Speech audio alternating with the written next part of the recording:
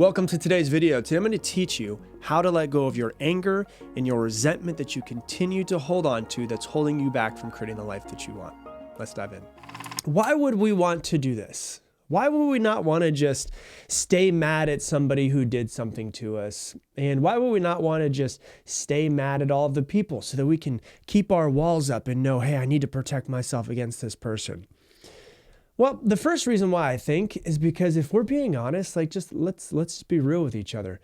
It's so damn stressful to just hold on to all the anger and resentment. And some people listening to me right now have been holding on to anger and resentment for most of their life.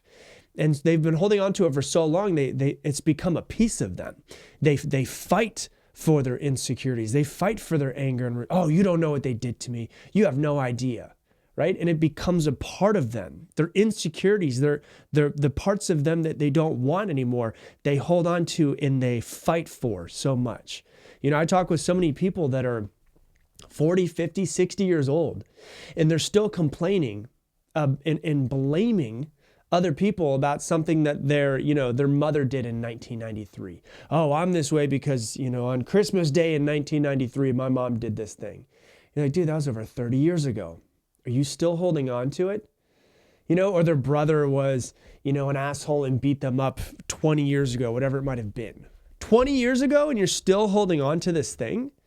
He beat you up one time 20 years ago and you've been beating yourself up every single day since? Think about that for a second. Who's the real bully? Your brother who beat you up 20 years ago, or you who's been beating yourself up every single day for the past 20 years based off of the way that you started to perceive yourself because of the way that you were beaten up by your brother? Maybe you thought that you weren't good enough, or you weren't smart enough, or you didn't deserve to be accepted, or that you don't matter. Who's the real bully? Them for the one time that they did something to you? Or 2 times or 5 times they did something to you, whatever it might have been that happened, or you that continues to carry that event with you. And I realize this can be really hard for people to confront because, like I said, it becomes part of our identity. It's like our badge of honor sometimes of, oh yeah, this happened to me. I was screwed over. This thing happened. But for a lot of people listening, to be honest with you, you are the real bully in your life. You have been way worse to yourself than anybody in your life has been. And when you really understand that and you get that perspective, you can start to see things differently, because really all life is about seeing things that have happened to you or are happening to you right now from a different perspective than you have been seeing them, because it's time to let go. It's time to let go of the things that have happened to you. And, think about this. To say something like, I am this way because of the way that my dad treated me as a kid. If you say that and you really see the perspective, like take yourself out of your own head and let's just look at it as if it was somebody else. And then somebody else says, I am this way because of the way my dad treated me as a kid. That person is playing the role of the victim. And they've been wearing that role of the victim their entire life. I am this way because of what my dad did. He did this to me. I am playing role of victim. If you play the role of the victim, you're never really in control of your life. You're never really, truly, fully in control of your life. Maybe that's why it's been so hard for you to step up and make real lasting change in your life, is because you don't feel like you're in control of your life. You still feel and have the perspective of victim. And you took that from childhood or teenager, whatever it is that might have happened to you, right? And because you've never put yourself in the driver's seat, you cannot be in full control of your life because you just continue to blame others. You cannot be in control of your life if you continue to blame other people for other things that have happened, right? The things that have happened, they happened. You can't go back and change it now. It is what it is. The only thing that you can do is change your perspective on what has happened. You are either a victim in your life or you are the creator of your life. And if you say, I am this way because of this person, whatever it might be, then you have decided, probably unconsciously, that you are going to be the victim in your life. And so with this podcast episode, hopefully you will decide that you're going to stop playing the victim for certain things and you're going to actually be the creator in your life. Think about it this way. One of the things that I love is Wayne Dyer says this really, really well. He gives a great analogy. He speaks about anger and resentment like a snake bite. And one thing that he says is there are no justified resentments. There's no justified resentments. What if your anger towards somebody, your resentment towards somebody was not justified? If you carry around whatever happened, you carry around resentment or you carry around anger about anything or anyone, even the worst person in the world to you, the person that cheated, the kids that bullied you when you were little, your mom, your dad, your brother, sister, whatever it might have been, your the ex-husband that did XYZ to you. What if you just flipped your perspective to you have no right to be angry and you have no right to be resentful? The thing happened. It happened. It's in the past. It's your job to figure out what to do with it. Anger is the acid that burns the vessel.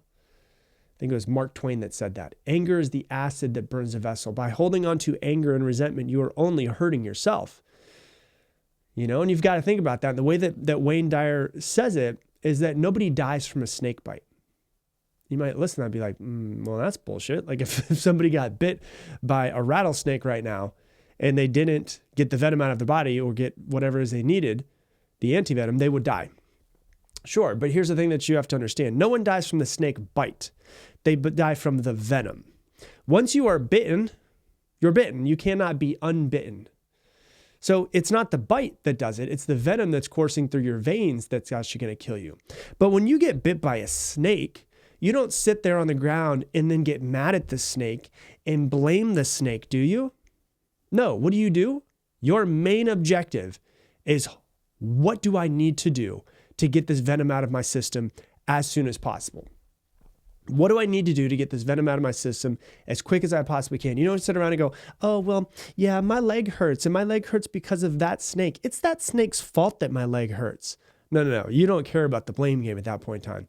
It's get this venom out of my body now.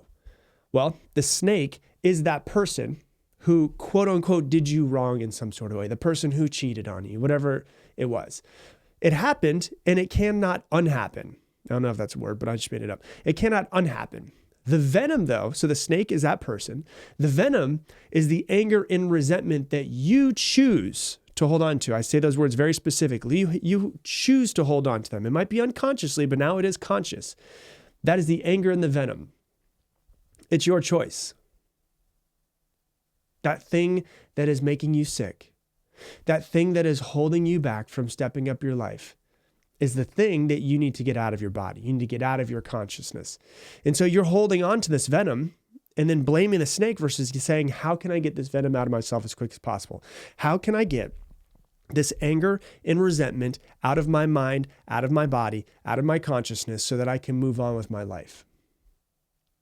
Think about that for a second. It's really important for you to understand that, right? You want to get rid of the venom. You don't want to blame the snake. And so I'll give you an example of my life. Like I love giving my life as an example because as I teach these things, I'm talking to you, but I'm also always talking to myself at the same time. And I'm always thinking about my life. So like, for instance, my dad is the one that I could bring into here. If this is your very first podcast episode, you've never heard of me before. My father was an alcoholic. Parents got divorced when I was 10 years old from him being an alcoholic. He passed away when I was 15 from liver failure and from all of that.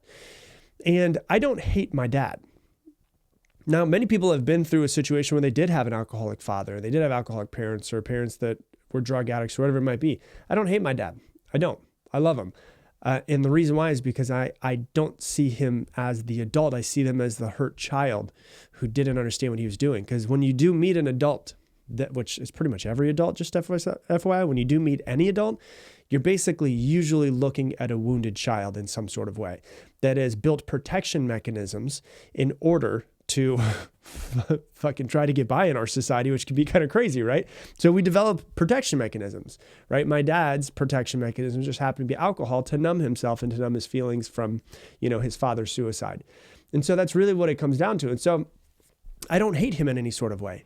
And when I meditate every day, I meditate on how grateful I am that my life has gone exactly as it is. And one of the things that I meditate and try to bring gratitude towards as much as possible is all of my challenges.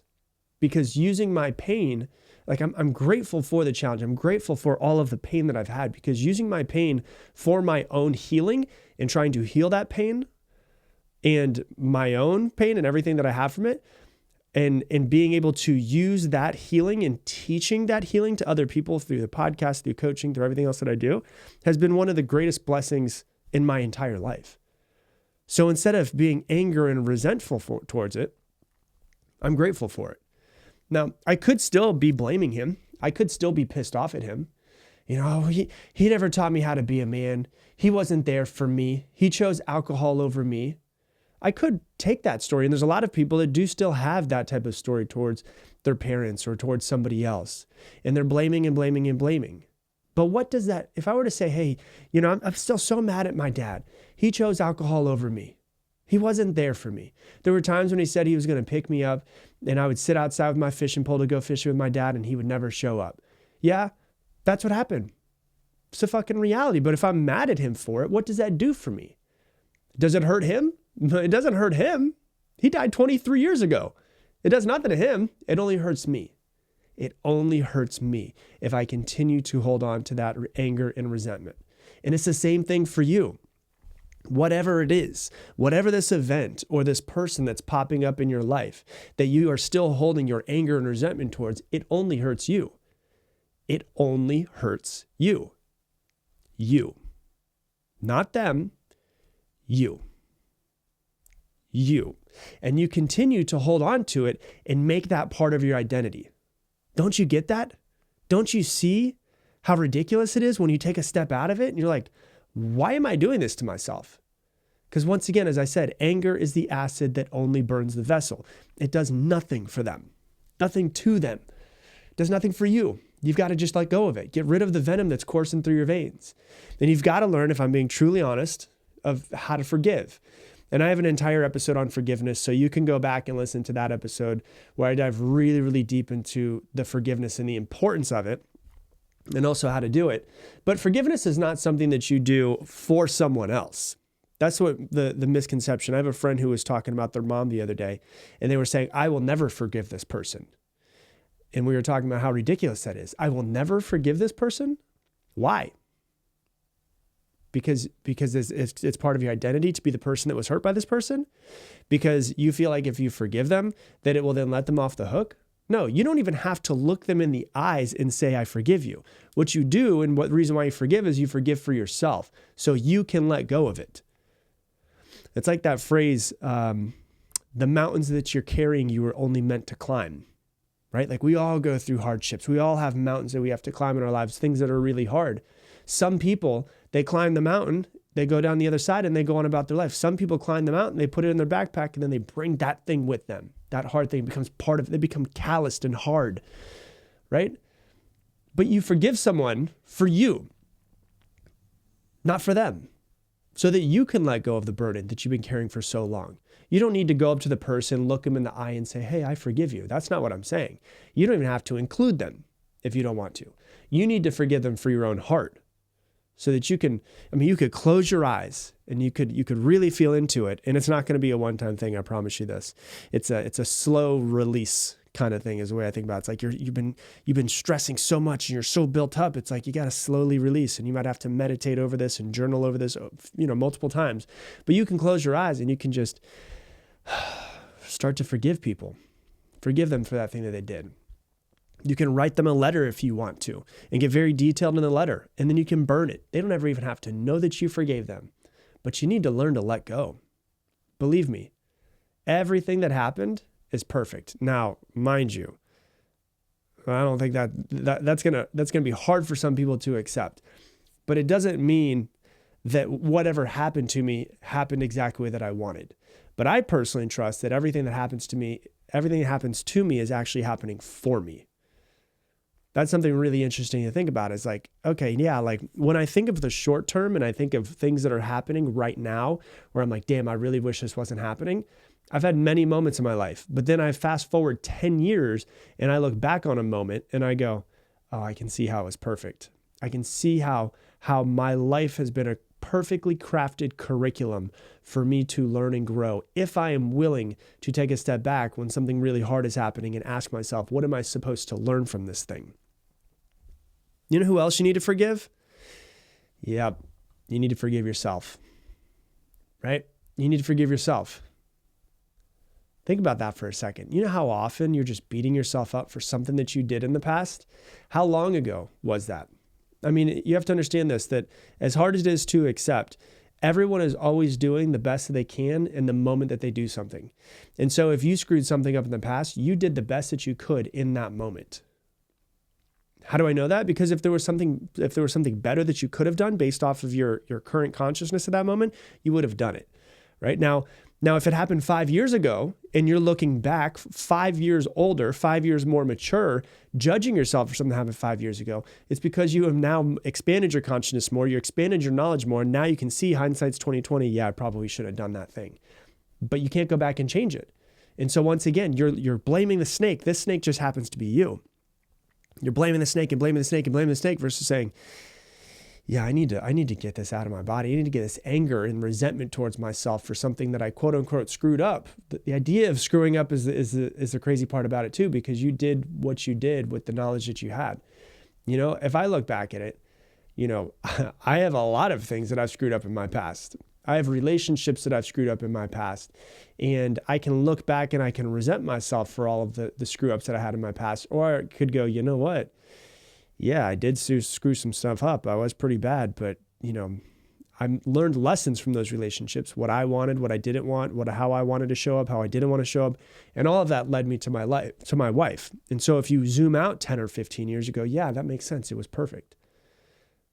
And you have to learn to start to accept things that have happened to your past and learn to actually start to forgive yourself for things that you have done, for things that you didn't do. Because you can never truly move on from something unless you forgive yourself or that person, extract the lesson that you can from it, and leave with that lesson and integrate it to become a better version of yourself. In the long run, you can always find perfection in the journey if you're looking from the right perspective. It all happened exactly the way it's supposed to happen. And the reason why you can know that it happened exactly the way it's supposed to is because that's what happened. So if you can learn to accept it, stop fighting reality and stop fighting your past and let go of your anger and resentment, you'll notice that your path of what you're trying to do becomes so much easier because you're not carrying so much burden and so much weight with yourself. So that is how you start to let go of your anger and resentment. So that's what I got for you for today's episode. If you love this episode, please do me a massive favor.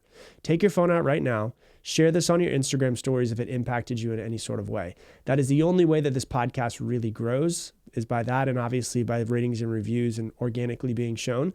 We don't have millions of advertising dollars behind us or anything like this to have this grow. So if you would take your phone out, share it on your stories, that's how people become aware of it. That's how we impact more people's lives. So if you would do that, I would greatly, greatly appreciate you for it. And with that, I'm going to leave it the same way I leave you every single episode. Make it your mission to make somebody else's day better. I appreciate you, and I hope that you have an amazing day.